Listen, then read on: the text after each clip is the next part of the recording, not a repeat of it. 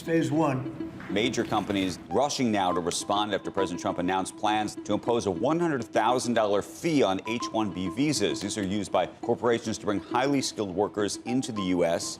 How do you do that? You hire Americans. So there's an incentive to hire American. This was a relatively surprise announcement that came out. What's changed is that there will be a new fee for new H-1B visa holders. This is a big change because the typical fee is currently a couple $1,000s. So this could potentially change the scope of the program pretty significantly. We've also seen a proposed rule that would change the way that wages are determined for H-1Bs. And so the higher the wage, the more chances you have of being selected in the lottery. The tech industry so dependent upon that high-skilled labor, whereas there's others in this country who feel like immigration, any kind of immigration essentially, is taking away American jobs. On one side, you don't want it to be that cheap labor comes and replaces American opportunity. I think there's some truth in that. On the other side, you don't want to have labor not be there and actually meet the needs of these startups and then slow down progress for our businesses. Nobody wants that.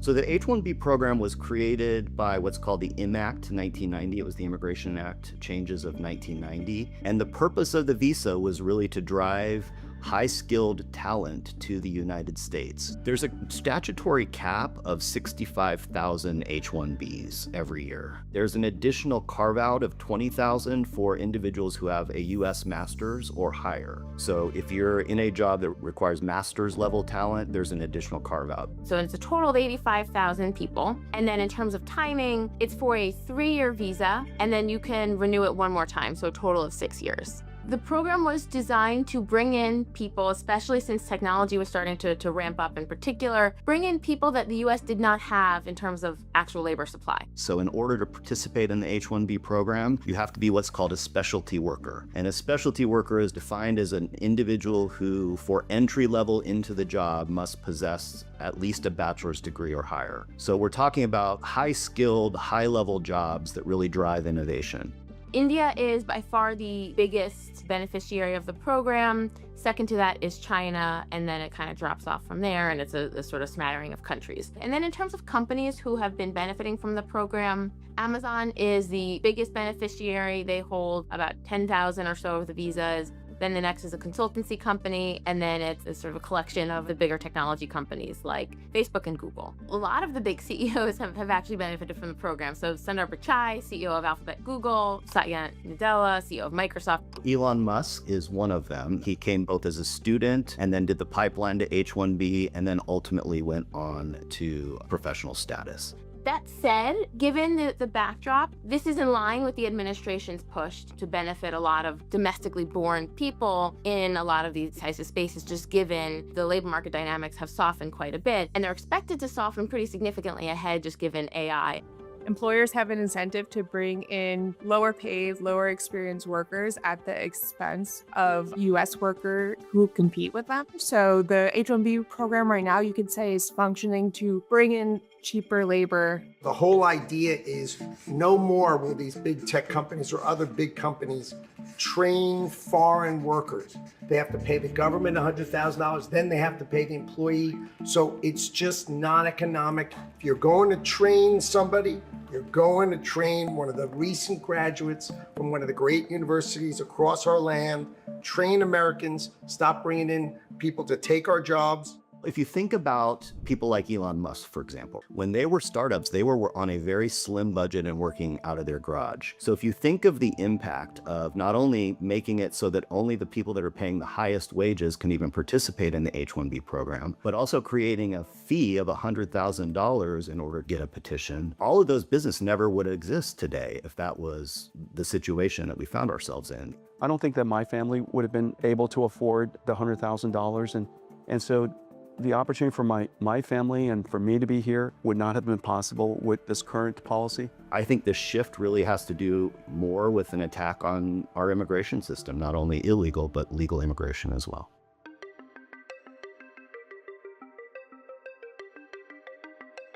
We'll likely see a big slowdown in the program. It's likely to have a lot less demand than it previously did. What will likely happen is companies will look to domestic talent for a lot of these roles. And just given that there is that rise in unemployment rate for skilled workers, there does appear to be that supply of worker available for this type of job. The new policy will actually increase demand here in the United States for U.S. workers. There's no question about that. I would summarize it as a tariff for labor, but it'll increase the price of that labor. In the AI community, I don't think it really matters. It's a rounding error given what people are paying for the talent in that space. For tech, it's an arms race right now. And in this AI arms race, they don't have time to basically go to the whiteboard. So you're gonna have to see them pay up pretty significantly in Silicon Valley.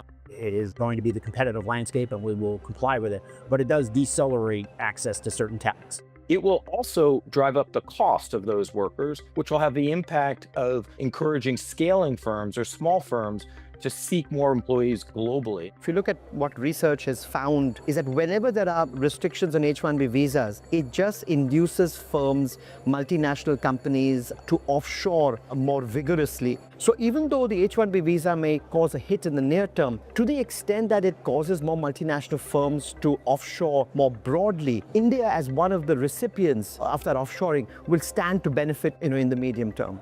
In some ways, rising costs will reshape hiring strategies for entrepreneurs and business owners, big and small, whether it's Amazon on their side or even small and scaling businesses that are looking for the best talent. Now it also creates opportunities. It could be opportunities for the UK, it could be opportunities for Europe or maybe China, because obviously if the US becomes more stringent, this is golden opportunity for many of these countries to open the door to offshore experts and workers.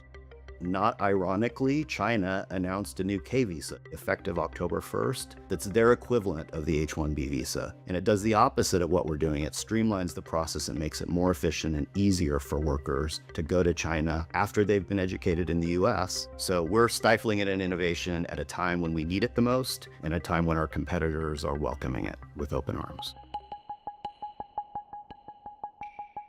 We're sort of in wait-and-see mode, but I also know that there are a number of organizations and groups considering litigation. So overall, it's going to be a huge hit on the US economy. It is an enormous hit on innovation, and it's really just symptomatic of a larger attack on legal immigration in general. I do think the long-term effects will be those H-1B visa holders had been people who get jobs, get married, build families, and start companies in the United States. If we think over decades, not days, the impact here will have, I think, some dampening on innovation in the United States and actually foster innovation in emerging markets and emerging market economy. I strongly believe we should bring all the smartest talent to the United States because I think that's what makes our companies great. We definitely, even if we are a country of immigrants, want to make sure that Americans and legal immigrants are first in line when it comes for opportunities, and that our schools and colleges are educating people for a market that actually exists as opposed to competing with the rest of the entire world for precious opportunities. Keep in mind, the numbers aren't that large, right? We're talking about 85,000 total people per year. So it's probably not going to structurally change the dynamics significantly for any major group or country. Talent is global, capability is global, brilliance is global. And so I think organizations that are looking for capable people will seek them wherever they can find them. And I think that's the insight of this, is that the more global businesses are, the more effective they'll be to operate. We want all the brightest minds to come to the United States. And remember, immigration is the foundation of the American dream, and we represent the American dream.